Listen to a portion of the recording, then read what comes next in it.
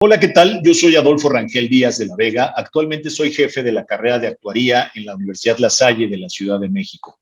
En esta ocasión voy a platicarles acerca de un tema que está de moda, que se llama ciencia de datos. La ciencia de datos hoy es la moda, hoy todas las universidades quieren tener licenciaturas, todos los empleadores quieren tener científicos de datos, y por lo cual considero relevante platicarles acerca de la aplicación de esta nueva disciplina aplicada a las ciencias actuariales. Para efecto de lo anterior, he preparado una presentación que a continuación voy a compartir con ustedes.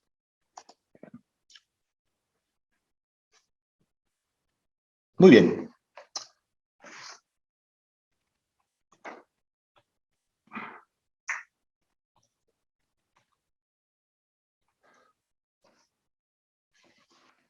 Muy bien.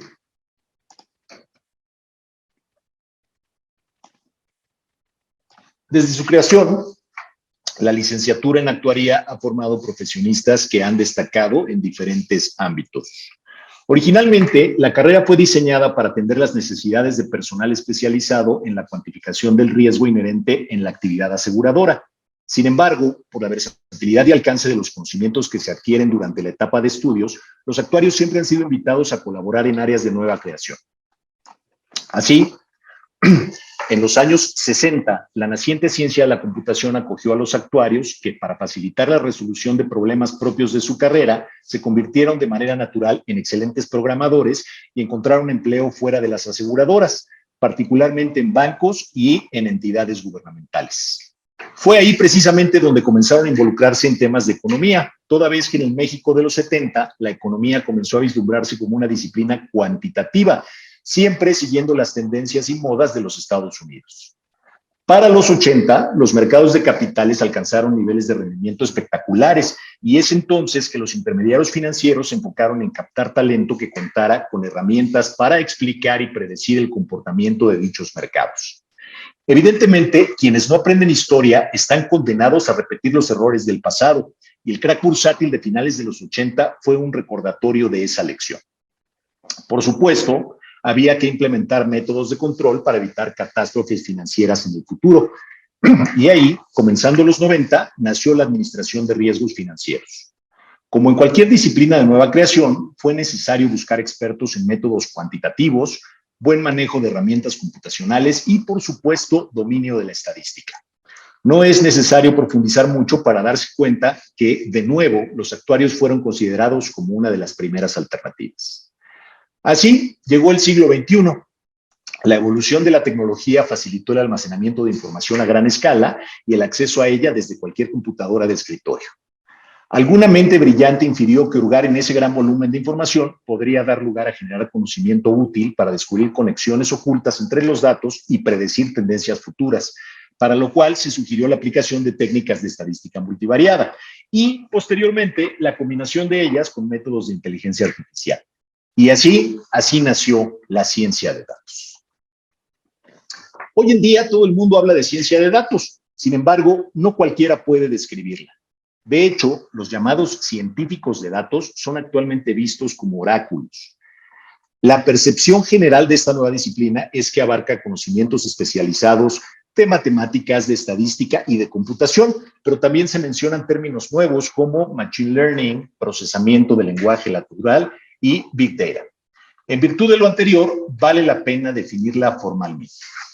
Y la definición es que la ciencia de datos comprende un conjunto de metodologías diseñadas para buscar conclusiones significativas con respecto a diferentes fenómenos a partir de la explotación de información disponible.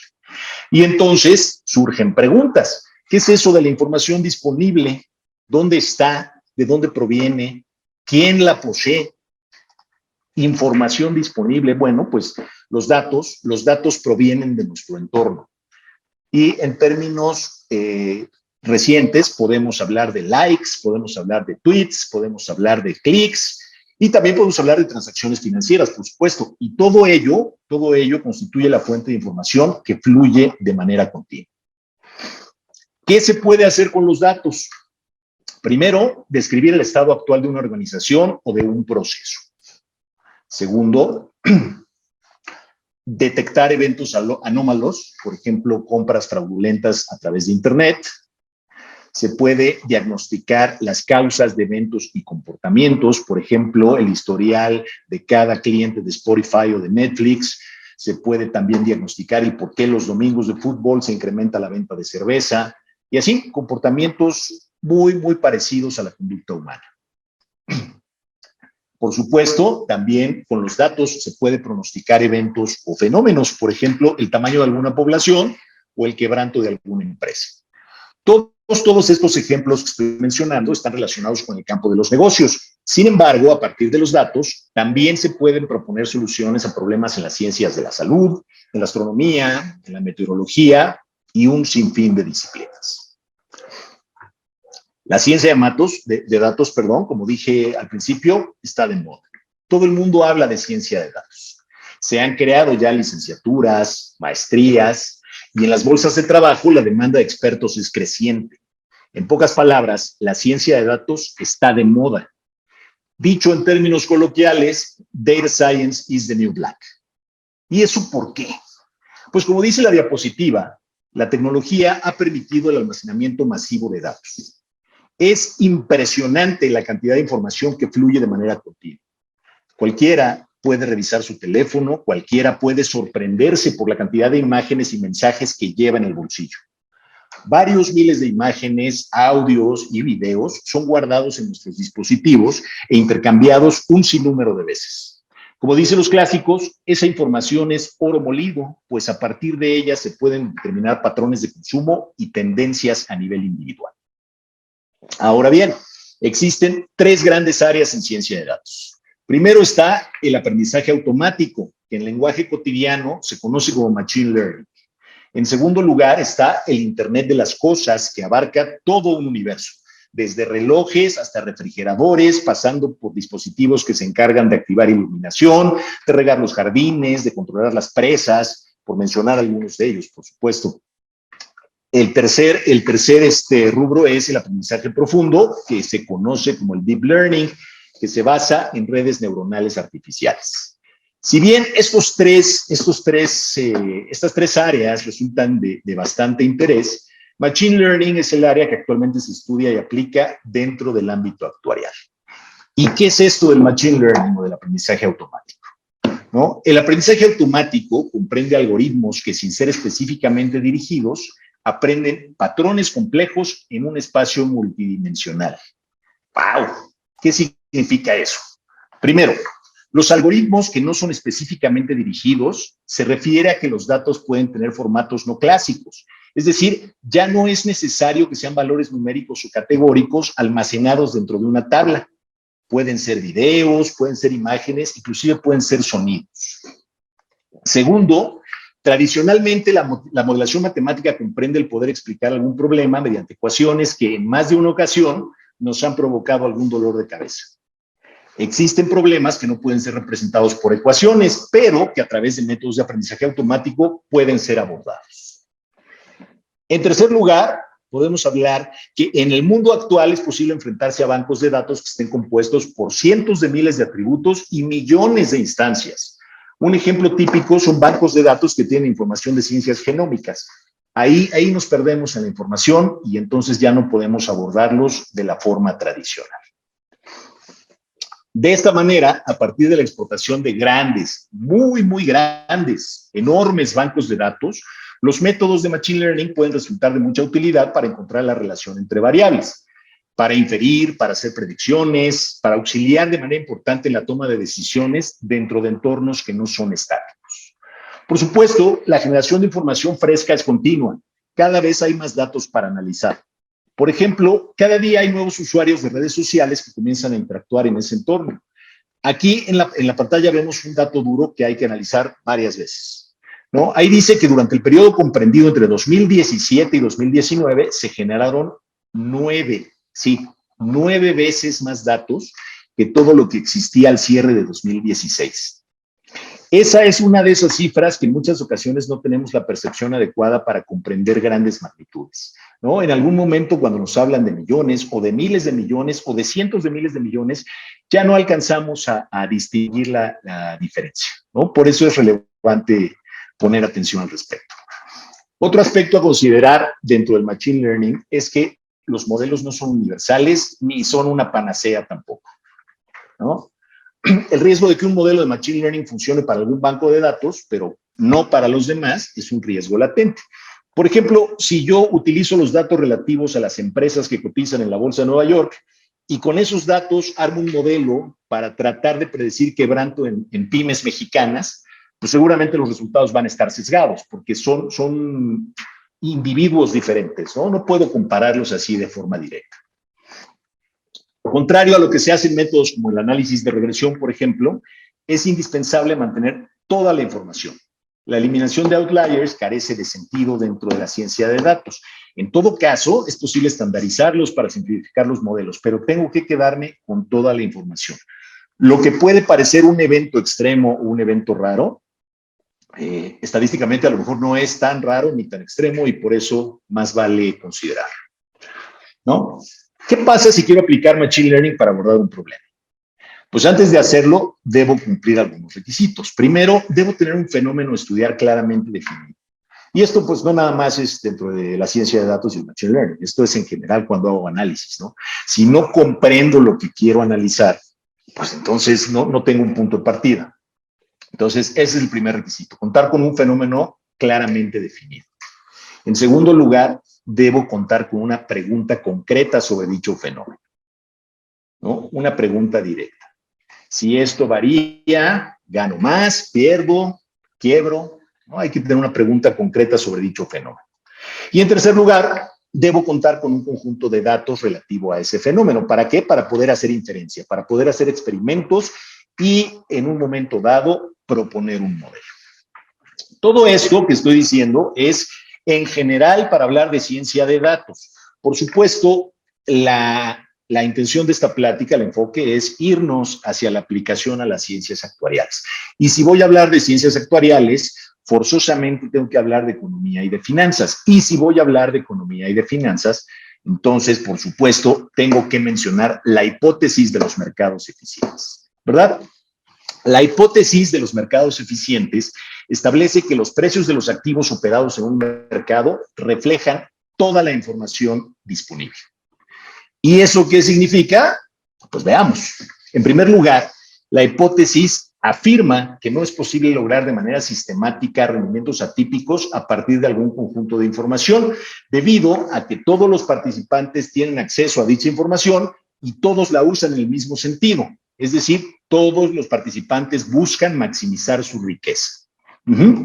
Segundo, si todos los participantes actúan de manera idéntica, las ineficiencias que se llegan a observar en el mercado son fundamentalmente temporales. Y por supuesto, cuando surge alguna ineficiencia, esta ineficiencia se corrige de inmediato por la interacción de la oferta y la demanda. Eso es lo que establece la hipótesis de los mercados eficientes.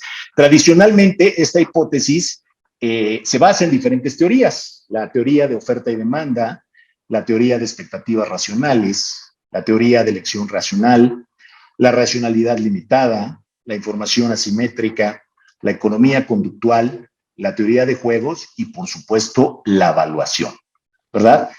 Evidentemente, con la incorporación de la ciencia de datos al ámbito financiero, la hipótesis de mercados eficientes, además de basarse en estas teorías, ahora tiene una herramienta súper poderosa que es la ciencia de datos, ¿verdad?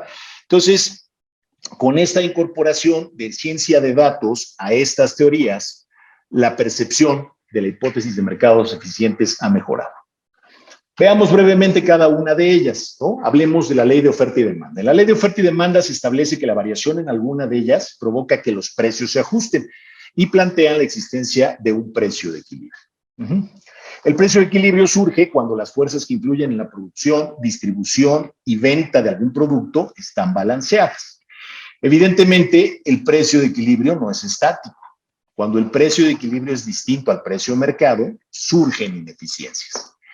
Esas ineficiencias se pueden anticipar desde la perspectiva de la ciencia de datos. En cuanto a la teoría de expectativas racionales, la hipótesis establece que los agentes económicos no pueden equivocarse sistemáticamente al predecir el futuro, toda vez que son capaces de utilizar toda la información disponible. En la realidad, cada agente Cada participante del mercado es un individuo y como tal tiene un perfil único en términos de experiencia, de apetito de riesgo, de conocimientos y de expectativas, por lo cual el cumplimiento de esta hipótesis no es frecuente. Adicionalmente, la información no es perfecta. La información es incompleta, es imprecisa, es vasta. Este tipo de situaciones pueden tratarse de manera adecuada con la ciencia de datos. Otra teoría relevante es la de la elección racional. La hipótesis establece que cualquier individuo escoge la alternativa que maximice su beneficio y minimice su costo.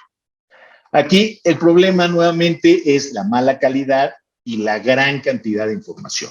La maximización abordada entonces se vuelve subjetiva, por supuesto. Por supuesto, la racionalidad está limitada no solamente por la calidad de la información, sino por la capacidad del procesamiento de cada analista.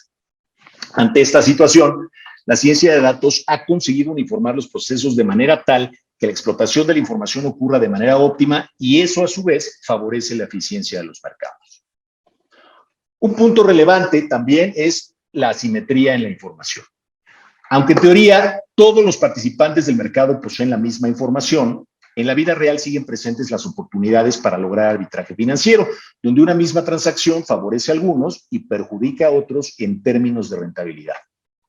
Mediante la aplicación de ciencia de datos es posible buscar y detectar patrones de comportamiento que permitan anticipar dichas oportunidades de arbitraje. Una rama de la economía que se encuentra en el radar de los investigadores es la economía conductual. La economía, a diferencia de las ciencias duras, se mueve en función de decisiones humanas y no hay nada más humano que la contradicción, ¿verdad? Entonces, los individuos prefieren no perder antes que ganar, ¿no? Es un clásico en la cascarita del domingo. No, pues es que nos dejamos ganar, nos faltó concentración. No perdimos, nos dejamos ganar, ¿no? Los individuos necesitan referencias para tomar decisiones. Aquí voy con mi mejor amigo y, oye, ¿cómo ves este nuevo Toyota eléctrico? ¿Tú te lo comprarías? ¿Cómo ves? ¿Es una buena inversión? Siempre necesitamos referencias, ¿no? También los individuos sobreestiman probabilidades pequeñas y subestiman probabilidades grandes, ¿no? Aquí un ejemplo clásico son los exámenes. Oye, la probabilidad de pasar el examen es el 60%. Ah, pues está fácil, ¿no? Oye, pero te vas a sacar un 6. Ay, no, es bien poquito. Entonces, ahí es una cuestión subjetiva en la apreciación de las probabilidades. Cuando este tipo de sensaciones y percepciones se trasladan al ámbito financiero, es claro que el resultado no es otro. Vamos a hacer memoria y revisemos la historia. El estudio formal de las finanzas se puede ubicar desde 1776, cuando Adam Smith publicó La riqueza de las naciones, que fue una obra pionera en la aplicación de los principios de la investigación científica a la economía. A partir de entonces, el estudio de las finanzas ha evolucionado desde el análisis de estados financieros, pasando por la aplicación de técnicas simples de identificación de patrones, hasta transformarse en una disciplina sofisticada que depende de herramientas capaces de analizar grandes volúmenes de datos en tiempo real. A lo largo de esa evolución destacan dos grandes hitos históricos. El primero es la teoría moderna de portafolios, que busca determinar una mezcla óptima de activos mediante programación cuadrática para obtener el máximo rendimiento correspondiente al menor nivel de riesgo. El segundo es el modelo de evaluación de opciones propuesto por Fisher Black y Myron Scholes, que parte del supuesto de que la variación en los precios de los activos financieros sigue un movimiento browniano. A partir de ambos, las finanzas modernas han sido interpretadas como un fenómeno no lineal. Y aunque cada día surgen nuevas y sofisticadas propuestas, el factor humano aún no ha sido incorporado en su totalidad. ¿Qué tan complicado puede ser incorporar el factor humano a los modelos financieros?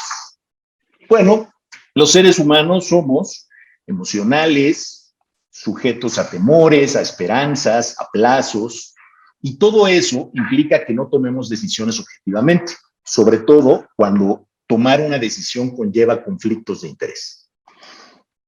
Afortunadamente, contamos ahora con los sistemas inteligentes.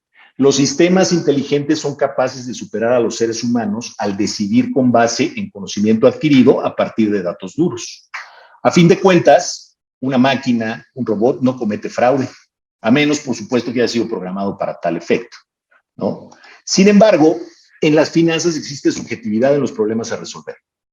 La maximización de rentabilidad o la minimización de riesgos pueden ser óptimos en diferentes niveles para cada individuo. Entonces, se puede incurrir en sobreajustes al exceder el entrenamiento de algún algoritmo durante la búsqueda de resultados atractivos. Esto, en otras palabras, significa que sí, o sea, sí puedo hacer un traje a la medida. El problema de hacer un traje a la medida es que está diseñado para un problema en específico y a la hora de querer generalizarlo, pues ahí ya no me va a funcionar. ¿Qué es lo que actualmente se investiga y desarrolla en términos de ciencia de datos aplicada al ámbito financiero? Pues los problemas típicos: predicción financiera, tendencias de precios, optimización de portafolios, por supuesto, predicción de bancarrota, riesgo de crédito y algo más reciente, análisis de sentimientos. ¿Y qué es esto del análisis de sentimientos? Existen algoritmos capaces de echarse un clavado a los tweets, a los WhatsApps, a los mensajes, a los likes y determinar si la persona que emite esos mensajes está triste, está contenta, está ansiosa. ¿Y para qué nos interesa conocer los sentimientos? Pues porque los sentimientos son parte de la toma de decisiones en el ámbito financiero. Así, la pregunta abierta es si nos encontramos ante un nuevo hito, ¿no? Si la aplicación de técnicas de Machine Learning dentro del ámbito financiero cuenta con todos los elementos para convertirse en el tercer parteaguas de la evolución que comenté anteriormente. ¿Cómo puedo aplicarlo dentro del ámbito financiero? Diseño de estrategiación, otorgamiento de crédito, de bonos, pronóstico de variables, por mencionar algunos de ellos. Ahora bien, las tareas clásicas de un analista financiero son pronosticar tendencias, identificar el comportamiento de los inversionistas, administrar portafolios, detectar fraudes, gestionar riesgos, anticipar bancarrotas, predecir precios de acciones y, por supuesto, evaluar el cumplimiento de metas financieras. Para lograrlo, existen diferentes métodos que se pueden clasificar en tres grandes grupos. Está la estadística paramétrica, que parte del supuesto de que los datos representan de manera adecuada a la población bajo estudio y a partir de ellos es posible inferir los parámetros de la distribución. Está la estadística no paramétrica, donde no se requiere que los datos sigan una distribución normal. De hecho, los métodos paramétricos no requieren de supuestos robustos acerca de los datos y eso es súper útil porque si tengo un bonche de datos y no sé cómo empezar a trabajarlos, puedo trabajar con estadística no paramétrica. Está también el cómputo suave, que comprende una serie de métodos que pretenden manejar la incertidumbre, verdades a medias o imprecisiones mediante aproximaciones basadas en el razonamiento humano. No debemos perder de vista algunas consideraciones. Primero, modelar series financieras es más difícil que hacerlo con variables que no dependen de la conducta humana, ¿no?